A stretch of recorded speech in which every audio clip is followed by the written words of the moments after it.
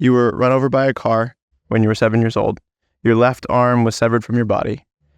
You have created a career helping others find purpose within their pain. And you say that you're a heart surgeon without a blade. Yeah. What does that mean to you?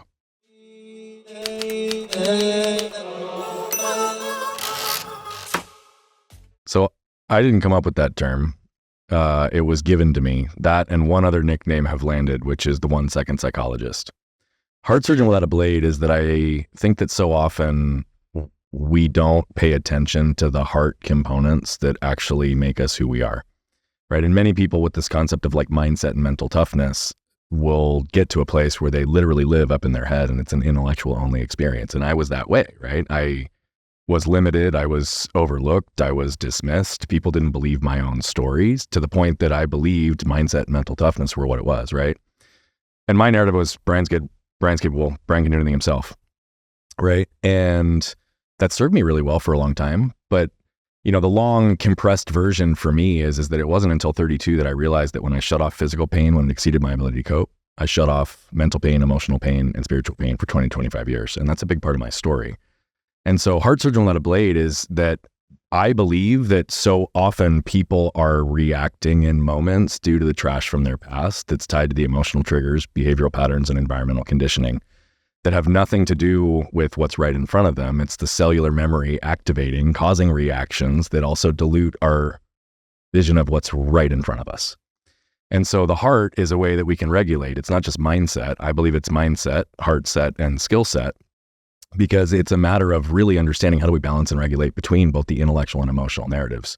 For me, where heart surgeon without a blade and 1 second psychologist came from is that I have a really, I'm going to say, unique ability to be able to see and feel where people's pain is, where and how they're protecting themselves. And then because of the way I view people so objectively and non-judgmentally, I also see their power and potential through it. And so the heart surgeon without a blade is that I'm going in and I'm repairing the heart that's been broken, even if it's unconscious to the person that's taken place. It's a simplification of the work that I do, but what are we doing? We're identifying and healing pain so that we can shed the associated layers of protection, so that we actually can allow ourselves to be open to the opportunity of being within what we're capable and who we're capable of being. And so for me, heart surgeon without a blade is you don't need to create more damage to create the repair. I know how to access it and I'm going to go in. I don't need a scalpel. So we've heard about mindset and skill set. Talk to me a little bit about heart set. Yeah. You know, if we look at ourselves, I believe that we have 4 components. It's mental, physical, spiritual, and emotional, right? The emotional is where I see the heart component set in. We have narratives and belief systems that fit in each of the 4 categories. And we have cellular memory that's activated in each of the 4 categories, but we live in a world that tells us to reduce, eliminate, or avoid pain at all costs, right? Got to show up with a smile on. Can't feel things, can't talk about the vulnerable shit, can't talk about the pains that we're having, right? But there's science that supports the power of the heart in a whole variety of ways. They have studied and shown that the heart has 500 times the electrical charge to the brain. It has 5,000 times the magnetism to the brain. But I've said for years too that if we don't feel, we don't heal. And it was something that I learned through my own experiences, but science now supports that as well. They've actually studied and shown that there's 40,000 cells in the heart. They're called sensory neurites. They're brain-like cells that carry cellular memory. And they've shown that if you go through the intellectual process of unpacking the patterns of your past alone, and you don't embody and feel the associated emotions, then those 40,000 cells don't heal and those patterns will repeat. And see, that was the path I was on for a lot of years. Right. And because I didn't know until 32 that I'd shut it off so significantly. Right. But heart set is ultimately about being able to listen to all parts of yourself, to be able to tune into and allow our heart to be open. Right. We teach this concept of protector and connector that we'll talk about in a little while. But what does it require? It requires what I call a strong spine and a soft front. Strong spine is I know who I am. I know my worth. I know what I'm willing to do and I'm not willing to do. My heart, my intent, my desires, my boundaries. I know all of those things with such clarity that I can be unwavering in any environment, which means I therefore no longer need to protect myself. It's kind of like Eminem at the end of the 8 Mile movie, right? When he goes off on that rap battle and he's like, boom, I just gave you everything, all the ammunition you got, right? If we have no need to protect, justify, defend anything about who we are, what we believe, or how we're standing in, because we're neutral, we're grounded in it, and we don't feel the need to argue that, then we can lower our armor. And so for me, I think of my wife and my kids in this situation. right? If they want to come to dad for leadership, love, light, to be consoled, do they want to lay their head down on a metal chest piece of armor? No, they want my palpable heart. They want my soft chest. They want me to be open. And, that's what heart set is to me. I mean, it allows us to operate at a higher frequency. It allows us to exist with a higher vibration. And it allows us to spend less and less and less time in that low frequency energy and emotion that actually causes us to have the most amount of drain and strain in our lives. What does that look like from, I catch myself moving into challenging situations, putting armor back up when I know that I want to move into a place of deeper feeling, because that's where I'm actually able to then process the things that I'm working through and towards. How does someone step into cultivating a more emotional front? Yeah. So to me, we have to understand the human experience and what we all seek and desire to be able to get the concept fully. But there's really two ways to start putting ourselves in that more soft front, okay? First, we have to know, though, that in the human experience, I think we all seek and desire four things. We all want to feel safe. We all want to feel protected, and those are not the same thing. We all want to feel seen and understood, and we all want to feel connected. These last two are the two we want most, but they don't happen unless the first two do, right? So the second we don't feel seen, understood, or connected, or protected, right? It could be going to a networking event. Everybody's handing out business cards and wants something from you instead of for you.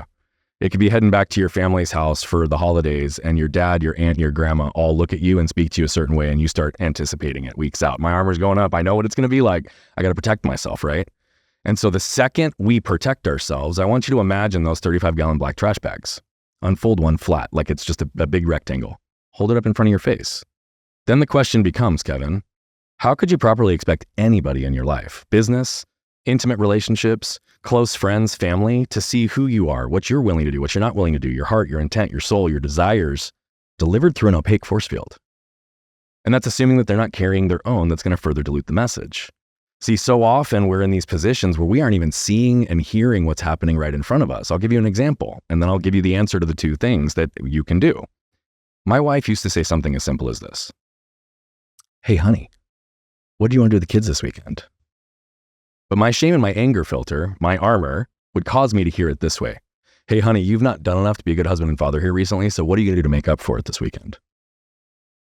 To which point, because being a husband and father is the most important thing in my life, it's the only thing binary in my life, even though my actions were not always congruent, what do I feel the need to do? Protect and defend that I'm a good father and I've done a lot this week. So what do? I feel my heart start racing, my chest puffs, I feel the wave of heat, and then I rattle off the 10 things I've done in the last few days to show her I'm a good husband and father.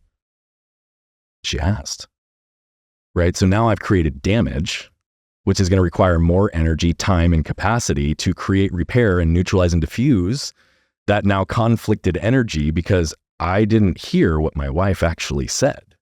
And I'm reacting to something that had nothing to do with what she was presenting me with, right? If you look at this, though, through our entire lives, how many times are people in a position where their intent is not understood? It's not seen. It's not protected. But there's a blame and a gaslighting to the fact that these people don't get it. They don't understand. They must not know my language, versus the place of ownership of realizing that if I'm delivering this message through armor, insecurity, shame, scarcity, then the energy alone is going to translate a different message than whatever words you communicate out of your mouth, right? Only 7% of our communication is in the words that we choose and use. 38% in the delivery, the tone, and the cadence. 55% in the nonverbals, right? But if we're reacting to those things, so how do we walk in then and realize, how do I start to open myself? Now, I'll give a really simplified thing around 3 questions after I tell you the 2 ways. The first way is that you have to fabricate in a moment by convincing yourself that you're safe. This is in a moment, and it's not sustainable, and it does not mean that you will go into those environments repeatedly and just be okay. But you can, in any moment, choose to recognize that my armor is up and let it go. Okay? The second, though, is the more powerful one. It's the third step in our waste to wealth process, which is the unpacking process, which is actually doing the work to get to the source or sources of those things that cause you to feel trigger. We do trigger mapping in one of our exercises with people, which is really getting people to slow down and understand, how does this move through my body, right? Because I have shame move through my body 5 or 6 different ways. Anger moves through my body 5 or 6 different ways. How does it move through your world? I.e., what are the things that trigger that into that state? What are the associated memories with that cellular activation, which I run people through exercises to be able to shortcut time and really help them see where it is. And then we have to understand the narratives and the belief systems that were created in those moments that most people's lives have only further validated because of the armor they're still carrying.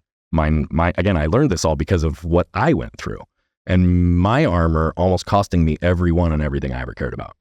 But in the unpacking process, it really is feeling for the purpose of healing. It's allowing yourself to actually understand all of those components that I just talked about. And when you can do that to a place of healing, you start to have pattern interrupts and you start to create new cellular memory. So there's a whole lot in detail that we actually go through with the people that we work with. But in this simple form, I ask people often, do you know what it feels like to be triggered? Yeah. How quickly do you know it? Instantly. Cool. Do you know when you're sensing that you're protecting yourself? Like when you feel insecure and your armor yeah, I know exactly what it feels like. Cool. That's a good starting point. The next time you're in one of those two states, pause and ask yourself the following 3 questions. Is what I'm reacting to right now due to what's right in front of me or the trash from my past? Here's a little hint, like 95 to 98% of the time, it's the second, right? The second question is, what am I protecting right now? Because the underlying element of what we're protecting that's creating the armor in the first place often has nothing to do, again, with what we're in front of. Now, for my wife and my situation, what was I protecting? I was protecting that being a good husband and father was really important to me. But what was I also protecting? That so much in my life, my intent, my truth, my efforts were not seen, they weren't received, they weren't believed. And so I've always felt the need to justify and defend my perspective because it wasn't accepted. So it's way deeper than that. It was tied to my shame. It was tied to my anger. It was tied to patterns that existed. But what am I protecting? I'm protecting that I'm not good enough in this environment and that my wife is challenging me by telling me that. That wasn't even what she said, but that's what I was protecting, right? Until I understand that, how do I allow myself to move through it? And then the third question, if you've not neutralized and diffused to be able to lower your armor by that point, it's literally asking yourself a question, looking down, seeing where your feet are and saying, am I safe right now? Mentally, physically, spiritually, and emotionally. And most people can answer that question, yes. And so if you're actually safe right now, right, then there's no need to protect. But again, the second we protect ourselves, we guarantee we disconnect ourselves from being seen, understood, and connected, those 2 things we want most. I also believe that the second we protect ourselves, we guarantee we're going to disconnect ourselves from who we are and what we want in this world. And so for me, I want to help facilitate the ability for everyone to lower their armor because we all want the same fucking thing. It's just that most people don't know how to get there. And most people don't understand these nuances of patterns and unconscious beliefs and behaviors that truly are activated at a cellular level. Trauma that creates armor passes through the DNA. My wife and I were able to trace our triggers back 3 generations, right? Which also goes to suggest that this is one of the most powerful lessons that I teach people. The trash from your past is not your fault. It just becomes your responsibility once you become aware of it or you start burying others in yours.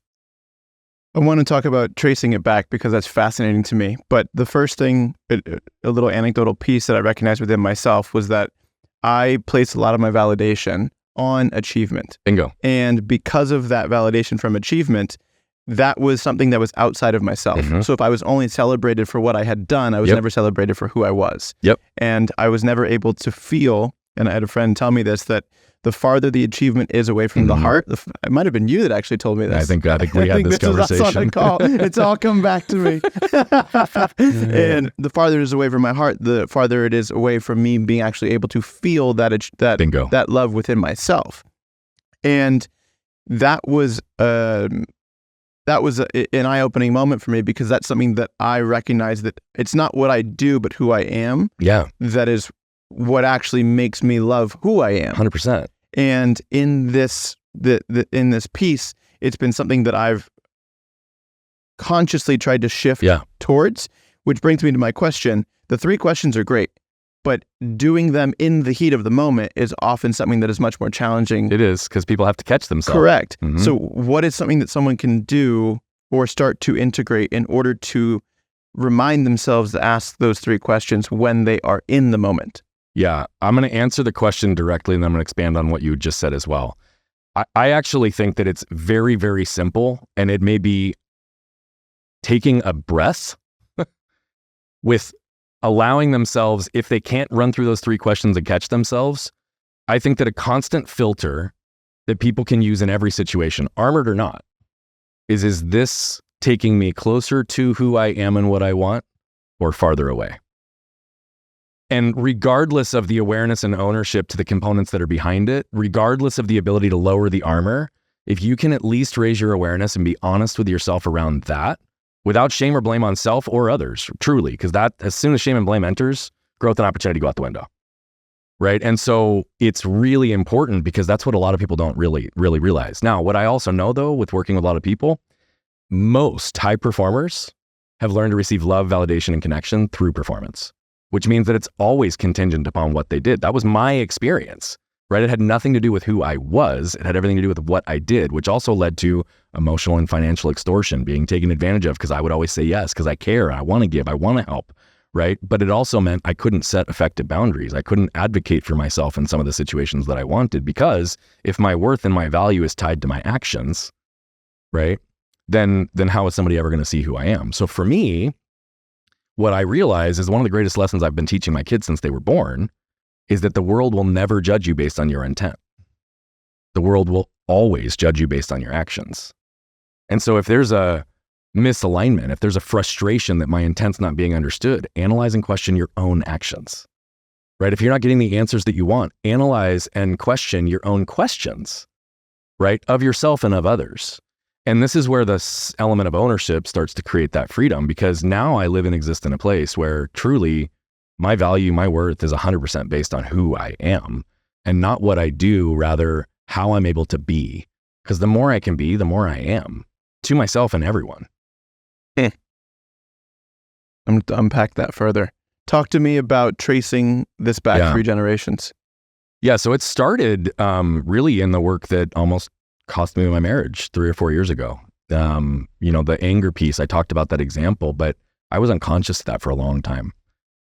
It wasn't until I was 35, and ironically 10 months after my wife had asked me to leave my other company to go lean into helping people get to the core of who they are, live their lives based on who they are, who they want to be, who they want to impact, who they want around them. And less than 10 months later, my wife went down this path of telling me that things I'd done, ways I'd shown up, and patterns I'd created caused her to lose who she was. The singular person I cared most about in this world, I was taking further away versus closer to, because of my actions that I was unconscious to that were having a ripple effect on our house. And so when we were presented with this, I could have reacted in that moment, guaranteed I wouldn't have been married another 30 days, or I could respond and take ownership and step in. Now, the process of tracing it started to really happen deeply for us over the course of those last 6 months, right? Because what we had to pay attention to was, okay, if I grew up in a household, which I did, where there was one right way to do everything, even if I didn't know what that one right way was, well, what does that mean? There's levels of control, there's levels of perfectionism, there's levels of scarcity that show up in my household that I'm growing up in and experiencing, right? My dad grew up as one of only 4 white families in like a 10-block radius of all Black families in the Martin Luther King era in a rough part of Kansas City, right? Which meant that there was a whole variety of things that were impacted by them, but they had an alcoholic father who beat and abused them. And my dad is the only one that didn't spend any time in his entire life in prison. In fact, of his other 4 brothers, all of them did, right? My dad never hit me. My dad had anger, right? Which I absorbed. But what I have to understand is I can see where my dad acquired a lot of his armor, a lot of his trauma, a lot of his protection. It doesn't make the actions okay. It gives justification and understanding so that we can apply grace. But there are still lines that need to be held to hold people accountable, right? But with my dad, I was able to trace and see what had taken place with both of his parents, where they came from, what and how his father became an alcoholic, what his life was growing up. And I was able to extract some of this by just understanding when things took place. The same thing on my maternal mother's side, the same thing on my wife's both sides. We were able to trace them back, right? And so when we understand where the trash is, what are the patterns that show up in our own lives, and we can recognize that in most cases, and this is true for both of our sets of parents, they did the best they could with the highest of intent in every situation out of complete love and care for their kids. Like, I am unbelievably loyal and will always be to my parents, but I've also gotten to a place where I can recognize that there were unconscious patterns that were due to the trauma they absorbed, right? A lot of which I don't share publicly because it's not my story to tell. But when I can have compassion and understanding for it, again, it just allows me to view them through a different lens. Now, when I say that something needs to be held accountable, again, just because of my loyalty, I'm not going to give all of the details. But what I will tell you is that to me, it's very clear that I will not accept being spoken to or living and existing in or around certain toxic environments. And I absolutely will be adamant in advocating and protecting my children from the same. And so when reactions take over that create damage, the only thing I ever ask of anyone in my life is that once they're made aware of it, they step into a place of ownership. I don't want people, not everybody can change. Not everybody wants to change. Not everybody wants to heal and improve. And some people are far too gone because 60, 70 years of patterns, they don't want it, it's not going to happen. But when they're made aware that they've created damage, are they going to step into ownership and at least apologize and put some intention moving forward? Right? I've had conversations with my parents around things like that impacted me, that impacted my kids. We've done the same thing with my wife's parents, right? Because we can choose what we want our kids to experience. And we're actively trying to normalize, unwind, and communicate as openly about not only our patterns, but the ones we've absorbed or what they witness and experience from their grandparents and where that all came from. We're guaranteed going to screw up our kids in some unconscious way that's going to create some trash for them. But my hope is that because of the way we can communicate about it, it never actually is going to hurt them. It's something that we can help them navigate and communicate through. What do some of those conversations look like? Or do you have a framework through which you place them in order to approach them in a way that doesn't continue to add trash to the backstory? I think there's a lot that can be done just in personal ownership with our own situations, right? I mean, when I started to unpack my anger, I was very transparent with my kids in front of it. It's like, guys, like there are things that took place early in my life that I'm not aware of, or I haven't been able to get the right healing for. I didn't have the same social and emotional type support that you guys have. And so my goal is not only to help improve who I am for myself, but for you as your father. Right. But that also means that like there's moments that I'll react, right? There's moments I might raise my voice. There's moments that I might have a look on my face. And I've gotten to a place now that my kids don't even remember having an angry father. Like we've reversed the generational pattern in the home. My kids can witness other relationships and other marriages and other people, and they're able to recognize and see dynamics that used to exist in our house that they don't remember because of how we are and how we've communicated, but they now see a stark contrast of what's like for my daughter as an example, like what is she going to tolerate as it relates to how she's spoken to by her future partner? She's 9 and she already sees patterns with relationships where she's like, I don't like how he's talking to her. She doesn't deserve that. Right. And a lot of times there's truth to what she's saying. And if we understand it, we can see it. So for me, it's about normalizing and stepping into ownership, but it's also about recognizing and communicating with them where it came from.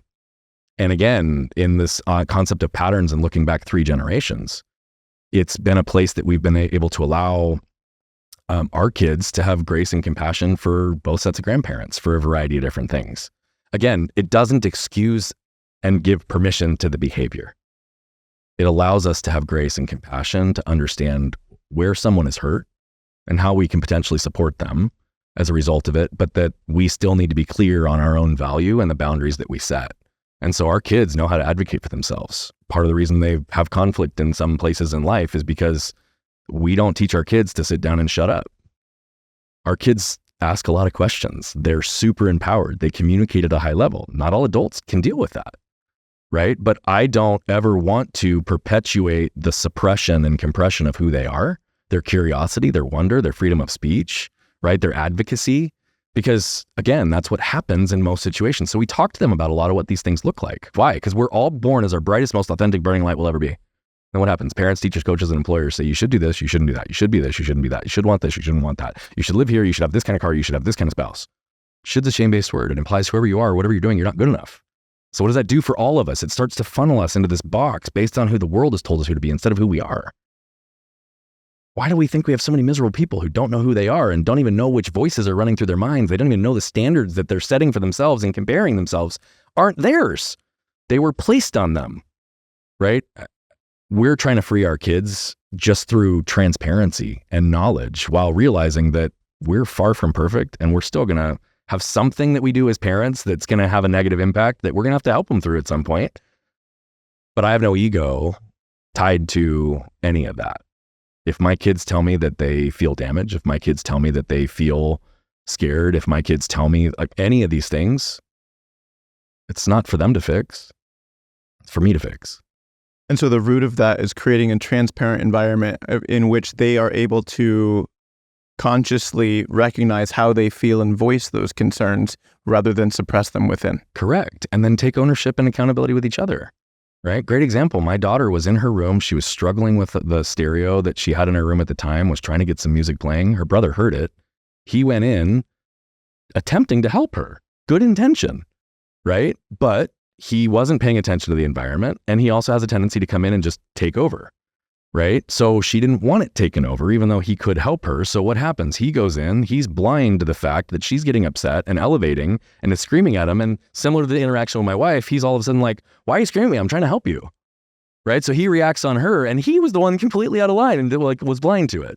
So we have what we also in our house call these awareness moments. My wife and I witnessed that. We let it happen.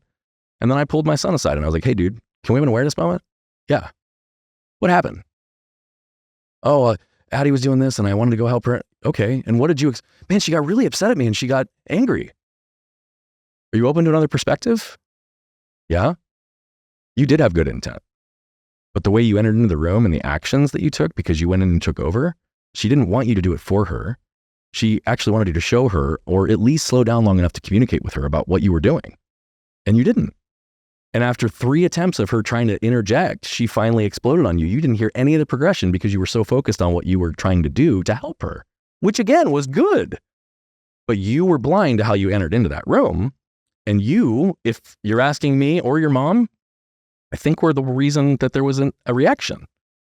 And so I just ask you to contemplate that. And whether it's correct or not, maybe you have a chance to go communicate with your sister. Okay. 5 minutes later, he goes into his sister's room and he said, hey, can I talk to you? She was still a little bit on it. She's like, he goes, I just want to say I'm sorry. And she immediately calmed down. She goes, what are you sorry for? He said, I didn't communicate to you what I was doing. I came in and I just took over.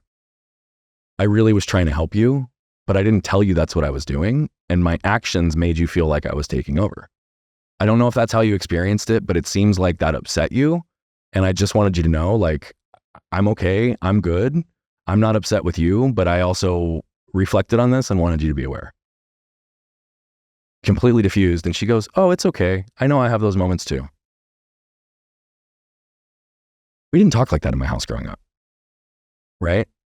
But where does that come from? It's not only us slowing down long enough to give them the language, but we're modeling it, right? If my wife says something to me today and I still feel triggered, my kids have witnessed this. Right? I'll say, hey, babe, I felt triggered by what you just said. Which tells me maybe I didn't hear you correctly. Could you please restate it? And I'm going to try to listen through a more neutral lens. And if I can't do that, can we maybe pause this and revisit it later? Because I don't want to create any damage right now. Right? Like the goal should be, and I say should, this is one of the few times I say should because it's a shame-based word, but the goal should be not to learn how to create repair, but to never create damage in the first place. Right? But when we take and create damage, ownership is the only way we can create repair. Because otherwise, what are we doing? We're fighting. It's shame and blame, right? It's you versus me versus, oh shit, like this whole human experience and communicating and connecting is really complex. And the way we can interpret language and energies and emotions can literally change the way we interpret what 15 different people might interpret a different way. So if there's a chance, there's just a chance that it could be us, or we're able to put ourselves in a place where we can take ownership and seek alternative perspectives,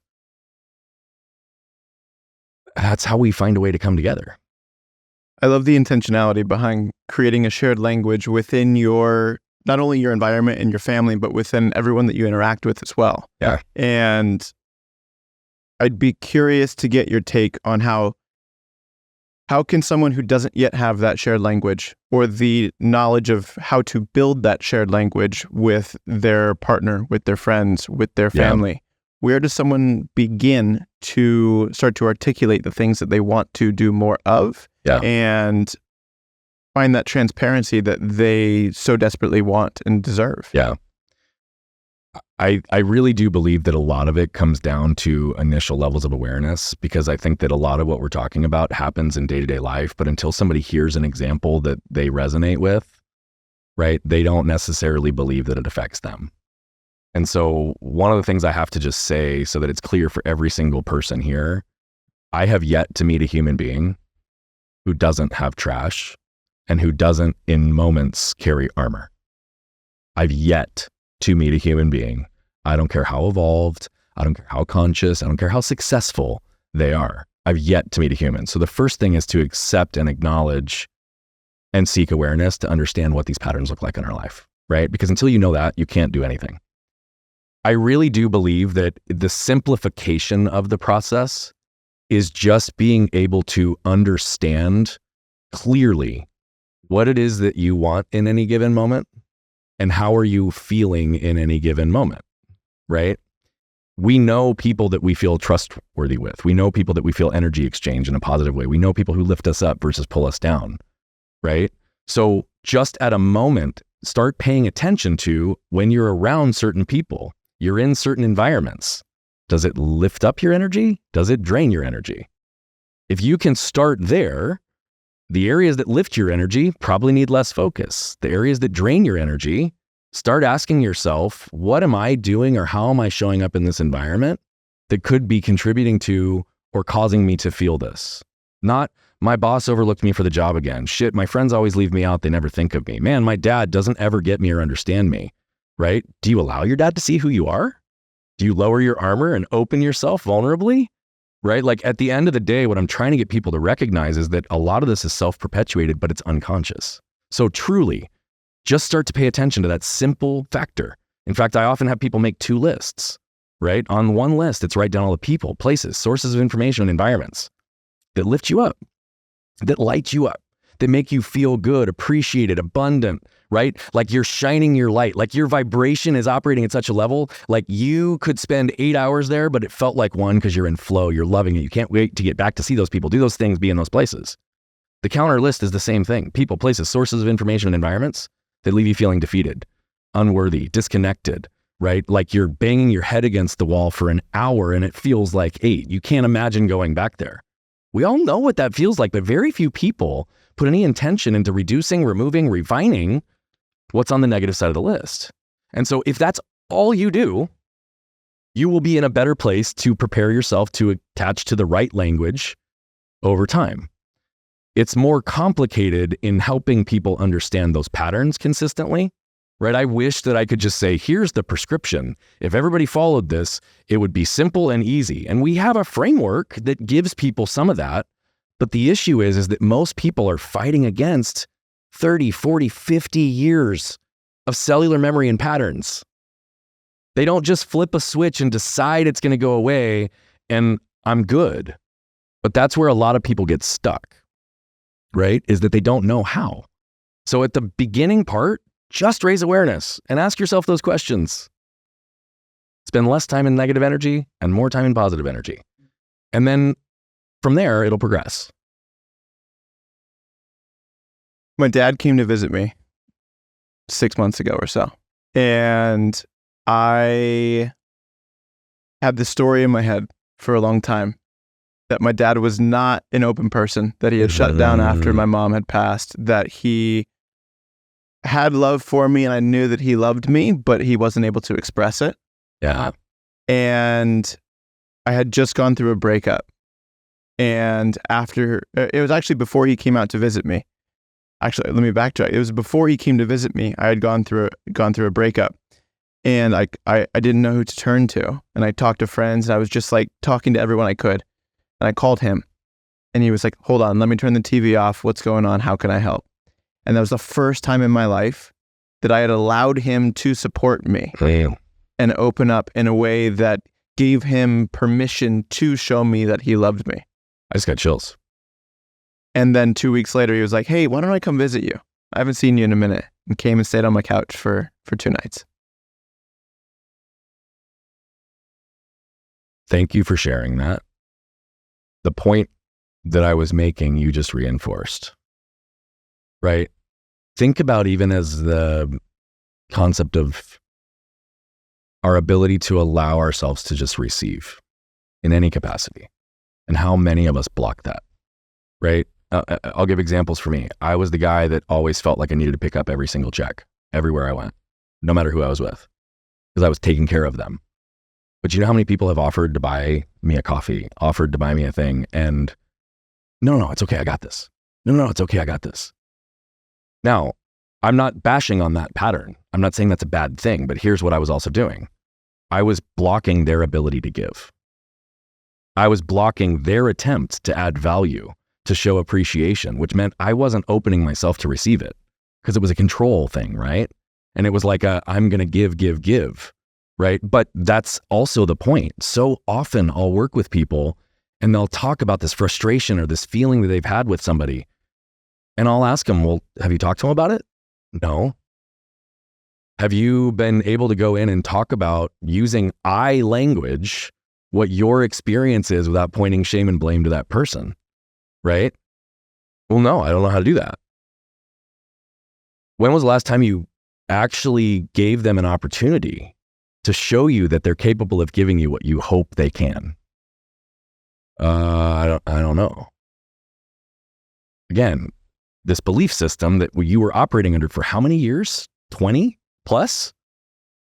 In a moment when you needed it and you had the courage to ask for help and communicate vulnerably with them, all he's ever wanted to do is be there to help you, love you, support you, right? But we don't have the ability to communicate this in most places. And so we end up keeping ourselves disconnected.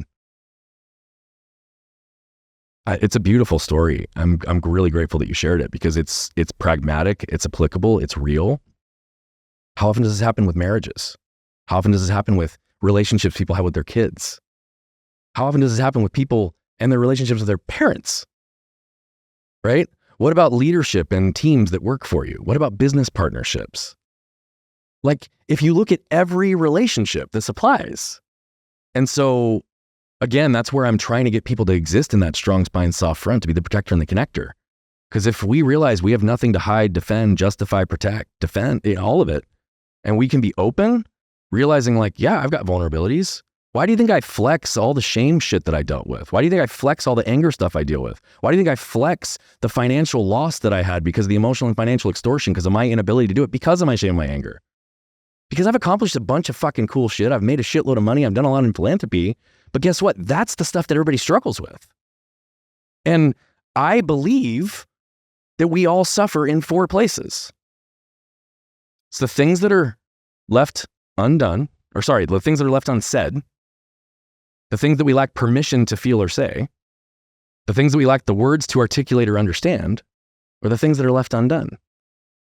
So every time I talk about those things, almost losing my marriage, being an angry person that I had to reverse generational patterns and repair deeply with the 3 most important people in my life, not only am I alleviating the suffering internally by normalizing it and communicating about it, every time I talk about it, those shackles of shame that tied me down for so long get looser and looser and looser. So I'm freeing myself. But my reason for existence is to allow my truth to give others permission to live theirs. So every time I act and do in my own truth, what am I also doing? Giving people permission to feel and say things they wouldn't have otherwise, and words to articulate and understand them in a way that they may not have contemplated until that moment. We all have the ability to do that. Every single one of us, right? And so that's the protector-connector role. If we can lead through vulnerability, authenticity, empathy, compassion, grace, while also understanding, advocating for things, having discipline, creating consistency, like this process of surrender doesn't mean laying over and giving up. It's about realizing that the fight never actually gets us where we want to be.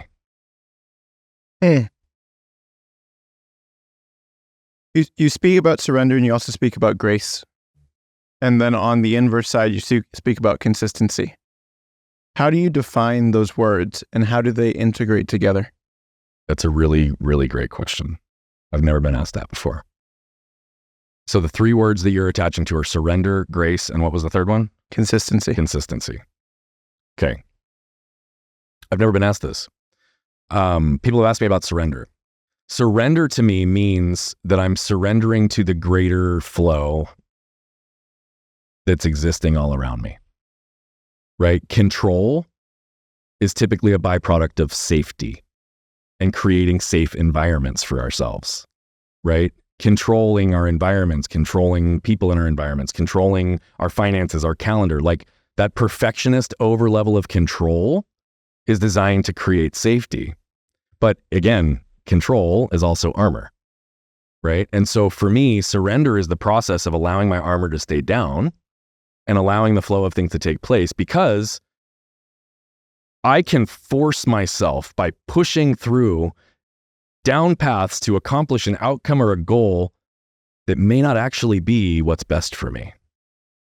And so it's allowing myself to have a vision that I can manifest into the future, but remaining detached from the outcome and the timing, because I don't have control over either, right? And so surrender to me is am I staying disciplined in the practices to allow things to take place, right? An example of what I mean by that, right? How often have you been in communication with a prospect or a relationship that's important, and you get into a process, they're telling you they want to go, and then they ghost you and they go MIA for 6 weeks, right? And you're like constantly like, when am I going to call them again? Do I call them again? They could call me again. What am I going to do here? Right. And for many salespeople, right, who are trained and conditioned in sales, what is the instinct? Keep following up until you get the no. There is a degree of truth to that. But if you're targeting certain really high profile people, really high profile performers and entrepreneurs, most of us have ADHD, right? We can look at a text and think that we responded, and 6 weeks later open that same text and realize we never did, right? Like, it's people who might have good intent, but understanding like where they're coming from. And so I can control my activities and pester this person until I wear them down, or I can realize it's either going to happen or it's not. And I can be authentic in the way I maintain that relationship. So I've had situations where I was starting to feel this level of tension rise up in me. And when that tension starts to rise up in me, it's low frequency. I'm not operating in the best space. And my old self would have been like, well, make 5 more phone calls, make 10 more, send 10 more emails. Like, okay, if it can't be that person, then who else is it? Multiple times in the last 2 years, I've gotten to a place where I'm like, okay, I'm just going to make that last call. And then I pause and I surrender and I say, nope, my energy is low frequency. This isn't serving me right now. I'm not going to be doing things. I'm actually going to wrap my day early, go pick up my kids, bring them home and jump on the trampoline with them. Be really present in my moments of the things that are in my values and congruence to the things that fill my soul, and surrender to those outside things that I can't control. Almost every single time I completely surrender and let go of people that I've wanted in my world, within 48 hours, they call me. Surrender is allowing yourself to realize that if it's meant to happen, it's going to happen. And if it's not, it's okay. And realizing that these things that we think we're being tested in life on, we actually likely are being protected and promoted. We just don't know how or why yet. Okay. Grace is something that I think we need to be able to apply to ourselves and to each other, right? Understanding people. And if we can view people through the lens of most people who are reacting, angry, edgy, rude, obnoxious, overly direct, seemingly defensive, most of them are just really hurt people. So if we can be okay in ourselves, right, we can allow a ton of grace for other people, because we can realize it's not about us, it's about them. And if we show grace, empathy, and compassion in that moment, right, like we may actually be able to actually neutralize some behavior. I had a situation like that last night with a person I met for the very first time. And there was a lack of congruence in one of the things that he said. And I just looked at him and I said, where's the gap coming from? He goes, what do you mean? I said, I just felt your energy shift.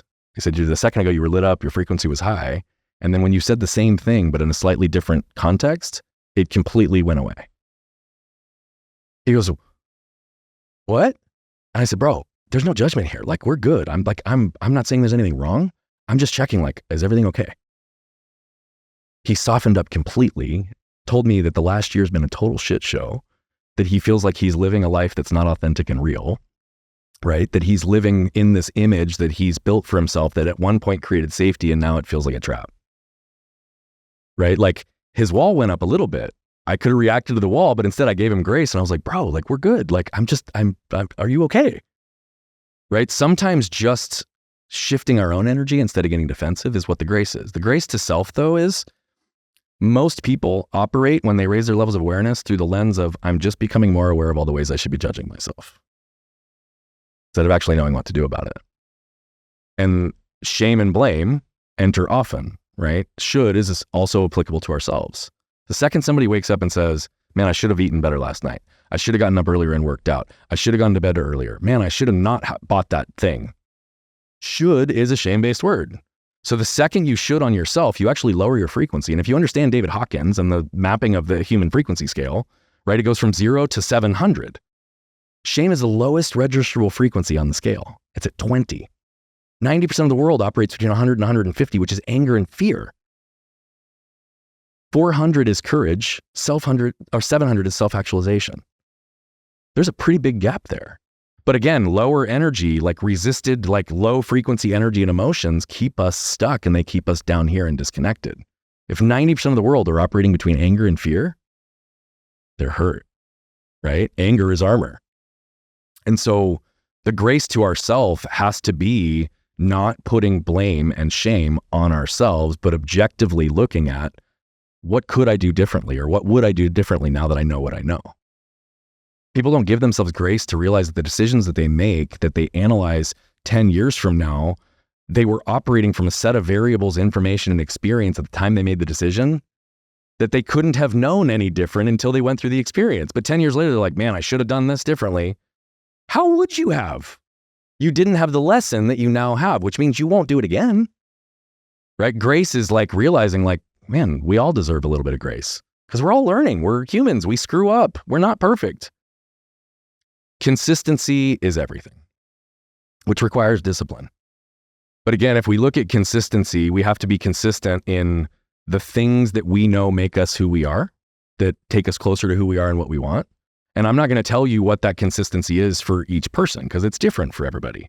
For me, there are certain things that I need to remain consistent on for myself, my health, my mental state, my emotional state, my relationships to the 3 people I care about most, right? And I want to be as consistent as I possibly can in the things that I care about.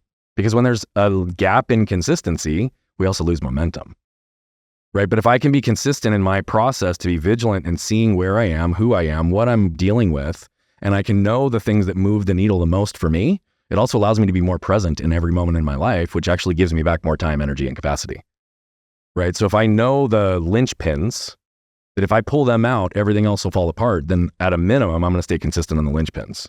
Now, if I know things that are going to be additive or take what I'm doing and take it exponential, then that's a choice to lean in, but that also means that that consistency may create sacrifice somewhere else.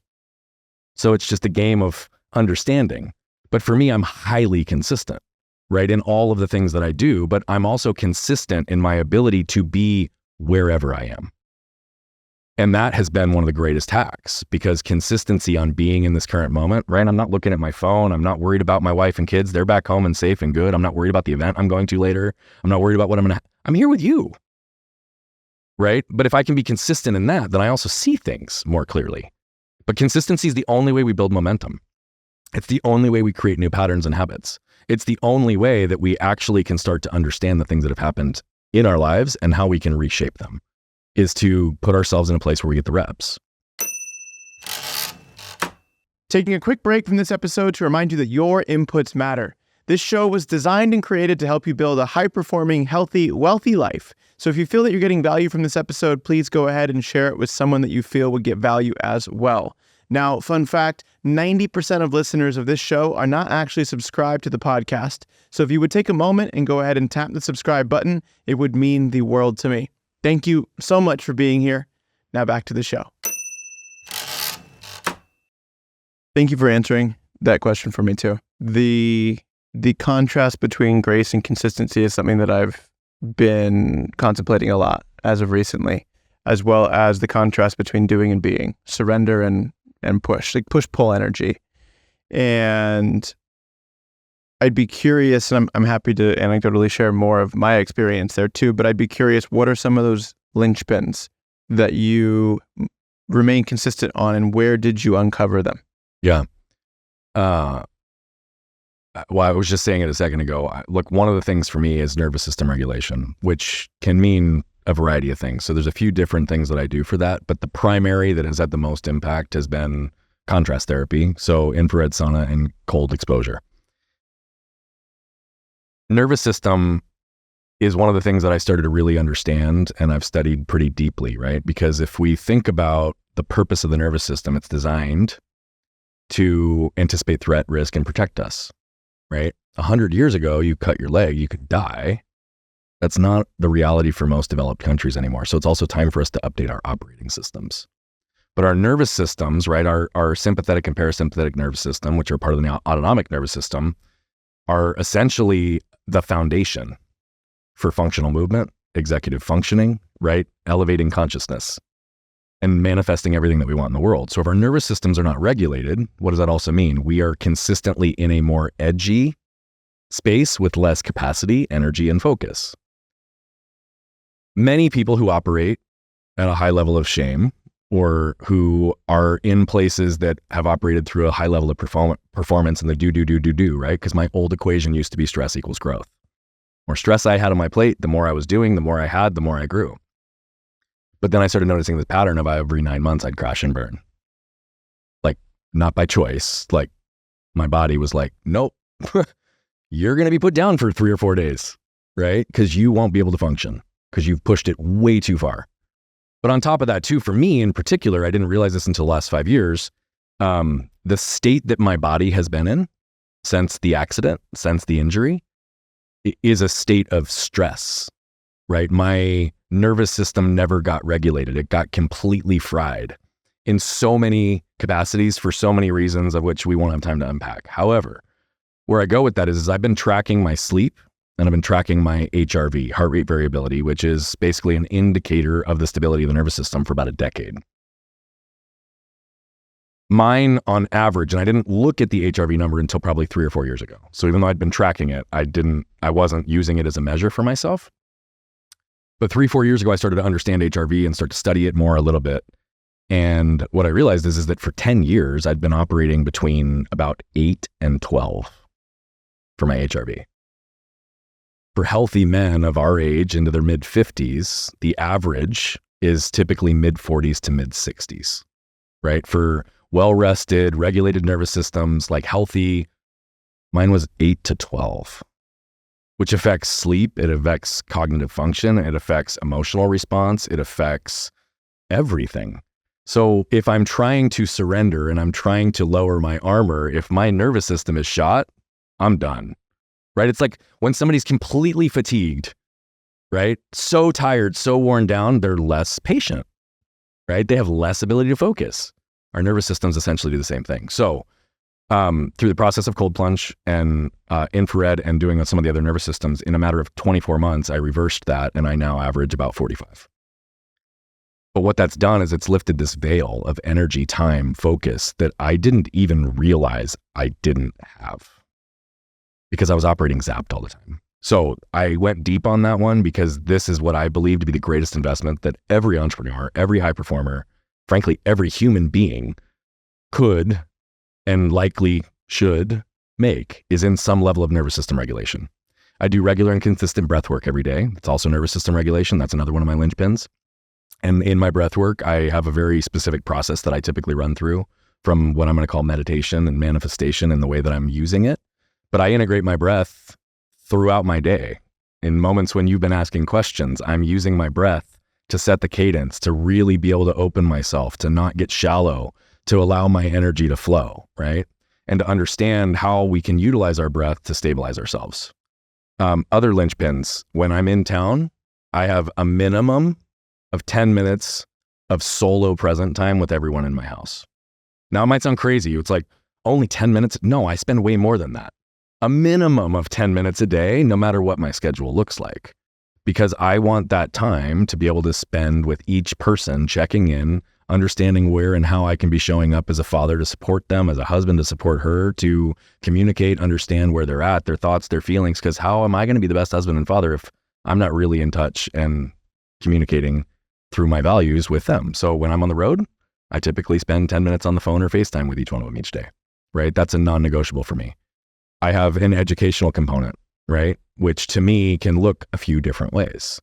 It's going to be ultimately some level of reading, some level of study, some level of learning something new. And I apply that also to new technology. So we were playing with a new drone, right? Like, I'm one of those that I don't dabble in anything. So when I get interested, I buy all the equipment, I go deep on all the research, and I try to accomplish mastery as quickly as possible. Now, what's funny is that's a performance pattern that used to be how I would accomplish things and how I could overcome. But the other side of it too is that I've realized that the faster I gain mastery on something, the faster any of the resistance or energy drain coming from the learning process goes away. And the more I'm able to instinctively and intuitively allow my tools and things in my life to work around me. So that fits into my bucket of study. Other linchpins, I have to drink excessive amounts of water, right? Like for me, if I'm not really well hydrated in multiple capacities, then I don't operate well. Sleep is a linchpin for me, right? My new definition, and I've studied high performers at a very high level, is stress plus rest equals growth. In studies of high performers in military, business, and sports, they've looked at intermittent and sustained peak performers. Intermittent are those people that reach the top of their game one time and they're one-hit wonders. They stay there and they're not able to ever repeat it. Then the sustainable ones, right? People that are at the top of their game for decades, right? The Tom Brady's of the world, the Michael Jordans of the world, the Steve Jobs of the world, like the high performers that just always seem to consistently be there. What's interesting, and I can't say that this is true for every high performer, right? I mean, like Elon Musk might not be the greatest example of this. But what they showed is the singular difference for the majority of the intermittent versus sustained is that the sustained treated rest and recovery as important as any part of their training. So consistency for me isn't, I need to do these things as all the time without ever failing, right? Grace is not, oh, I just give up and allow myself to not do anything day in and day out. But it's a balance of the two of those, right? Because there does need to be moments of stress. There does need to be moments of rest. And that's what attributes to growth. Your muscles don't grow in the gym when you're lifting weights. They grow when you sleep. For me, sleep is a way that I regulate my nervous system. It's something that I pay attention to as it relates to my recovery, my mental and focus, my patience. If I'm run down on sleep for a prolonged period of time, it affects me in a performance capacity. And when I mean performance, it's not all what I can do. It's how am I able to be with people? If I'm fried, I don't have the capacity to do what I do and be who I am. And so it's a priority for me. But it's also paying attention to my body. So being consistent to me is less about what is the activity and more about how am I being consistent to creating alignment and congruence to who I am and what I want in this world that includes my actions, right? So to that point, I'm not one of those that says, I'm going to work out 6 days a week, no matter what. And I'm going to go at 5 a.m. every single day just because that used to be me, right? That was the control focus. But if I'm really paying attention to everything I just outlined for you, there are days that going and working out will not serve me. It will not take me closer to where I want. It will drain me. It will eliminate my other capacity. It won't give me the ability to focus, be present in my business, with my clients, with my family, right? So there are moments where, for me, I have to be consistent in how I'm allowing rest and recovery, which may look like grace in a moment, but I'm being consistent with my grace as well, right? While understanding that, look, if I get too far out of momentum, right? If I give myself grace 2 weeks in a row in an area that is really important to my life or my business, well, now I've lost all momentum versus a 1 day off or a 2 day off or whatever, right? It's that idea that rest is work for me when I need it.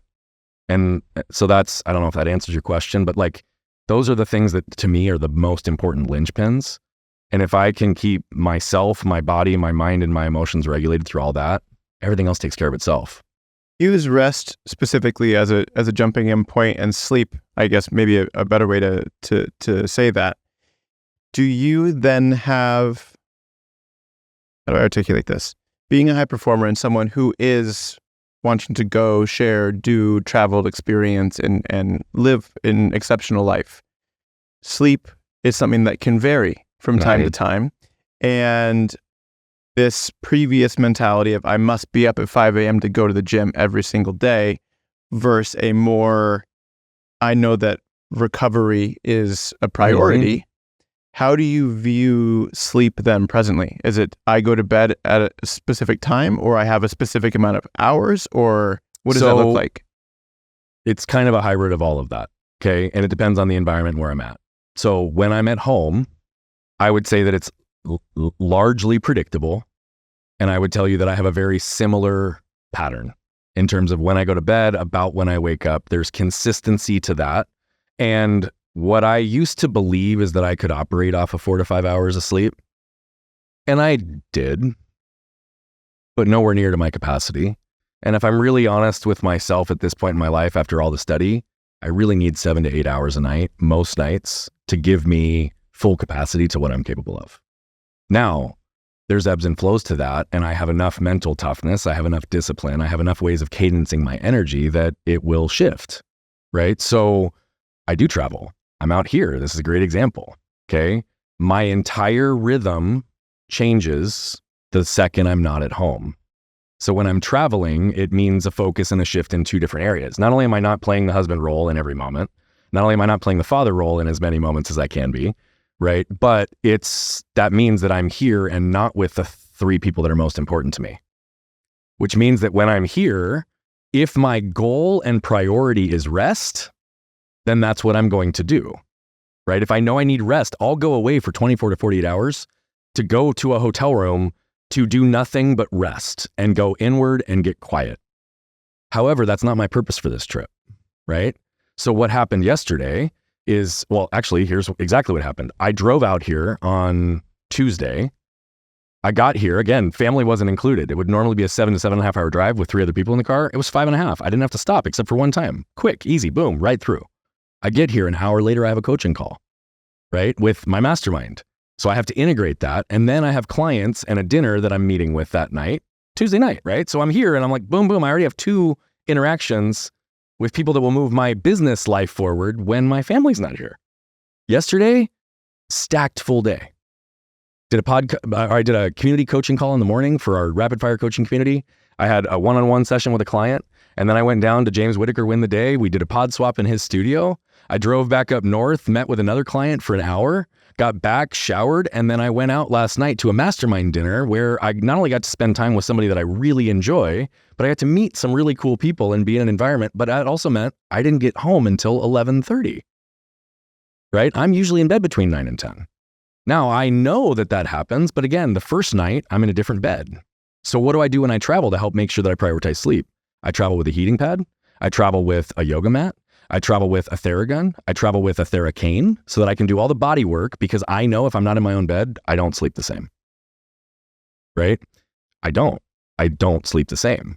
I have a pillow that I travel with because that's usually the biggest failure point when I travel is if that pillow isn't good, my neck goes out, then I'm in pain, then I'm not sleeping, I can't get comfortable. So I travel with a pillow that fits inside my suitcase that I can take on an airplane, right? Like I travel with the things that are most essential to create the environment for success, knowing that there's going to be modification. So 11:30 last night. I was planning to sleep until 7 this morning. I didn't. I woke up at 4:30. I laid in bed for an hour, trying to see if I could breathe and regulate and get myself to go back to sleep. I couldn't. Well, okay, my body is energetically cadencing itself for where I'm at and what I'm doing, and I'm not tired. It's not fabricated, right? But I've had 2 nights in a row, 5 hours of sleep, and yet I can perform. It'll likely be that way through Monday. I'll probably be 5 or 6 hours of sleep through the rest of the week because I maximize the time that I'm here. But Monday is completely blocked off. Monday's a recovery day. I'm going to go do nervous system regulation. I'm going to take a nap. I'm going to navigate email and other messages that I didn't pay attention to while I was gone in a short window. And I'm going to allow myself to just recover emotionally, right? Intellectually and energetically. And so all of that's with intention though. So I'm staying with some friends and some clients in an Airbnb, right? And it's funny because for me, this is a light schedule compared to what I've done in the past. There is space in between. It was a full day, but there was space. I had things happening.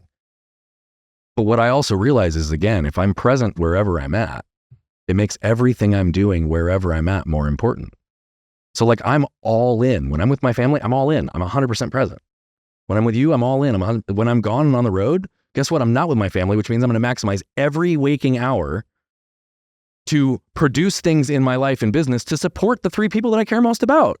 So for me, it's an intentional cadence, but I do have to have grace in that. I have to realize that there's flexibility, right? I'm also in a 7th floor apartment, downtown LA, and it's noisy as fuck. Guess what? I don't use them at home, but I travel with a sleep mask and earplugs. Why? Because I've traveled in enough places that I've been affected in my environment by sleep that it only takes a little bit to create the environment to allow me to get as much as I'm capable of in a different place than home. And so that to me is like how I live my life and everything. There's got to be a level of awareness and intentionality in everything we do, including sleep and recovery. But like I said, I know I'm going to be less on sleep. So I have I have 24 hours of a recovery day blocked on my calendar because I've traveled enough, I've spoken enough, I've done all these things at enough events that I know that if I don't, I'll be paying for it by next weekend, and my family will be the ones that I won't be able to be present with because I'm going to be so depleted that I'm just going to crash. And so I have to take ownership for the fact that I know that that's my pattern. And that's okay, right? To me, there's no ego in the push through anymore. I'm not proving anything to anybody. I'm only hurting myself. And it's creating the conditions that allow you to show up the best for the people that you care about. Again, it's alignment and congruence in everything that I believe. Brian, I sincerely love our friendship, even though it's sporadic in cadence, but deep every single time that we get to connect. And I thoroughly enjoy that. And I just want to say thank you for coming on today and spending some time with me and going deeper into a conversation that started 4 or 5 years ago at Flower Child in Desert Ridge. And I still have that note that I wrote after that meeting. What did you write down? It's I don't remember. I'll pull it and share it. I'll pull it and share it with you. I know you shared it with me way back when. I just don't remember what was on it anymore. And so to wrap up, final question I have for you is, what is the single most important input that you have either cultivated or subscribed to that has allowed you to remain open and receptive to those that you love in life? That's a really good question.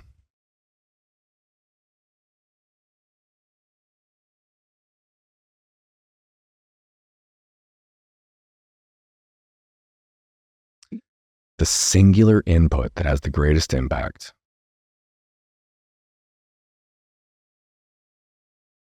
I don't know that it's a particular thing. It's more of a philosophy in the way that I try to live. And it is an input, but it's about allowing myself to receive the input. So I know I'm being vague and I'm going to get specific. To me, it's doing what I kind of challenged everybody to do early on, which is really allowing myself to live and exist in my body and live and experience truth or truth to me in that moment, wherever possible. Why? Because it's about understanding, is this taking me closer to or further away? Is it lifting and raising my frequency, or is it lowering it? Right? And when I say input, right, that to me is going to be coming through a variety of sources that feed that. If I had to boil it down to what is one thing that gives me the greatest source of energy in life, it's got to be my kids. And finding ways to be with them in such a way that I get to see them grow and explore and have deep, meaningful connection. You know, when I talked about that surrender and fighting the resistance, jumping on the trampoline and laughing and loving with my kids, I don't care what else is going on in the world. Like, if we have those moments and experiences, nothing else matters. And when I'm depleted, I used to retreat and be guarded and armored and would be triggered and overwhelmed by my kids. And though I can have moments that still exist there, largely when I'm in that state, I go in with intention to realize that if I'm not armored, guarded because I'm drained and resistant, but again, I can remain open, my kids naturally fill my soul without any effort, just by being with them and laughing with them and witnessing their curiosity, wonder, and love. And so the philosophy guides everything that I do. But if there's a singular thing that fills me up and gives me the energy to propel me forward, it's them. And ironically, they also can be my greatest area of resistance too. But they're also like I mean, there's just this curiosity, wonder, and sparkle in kids' eyes. And I want to do whatever I can to make sure that sparkle never goes away for them. Brian, thank you. Thank you, brother.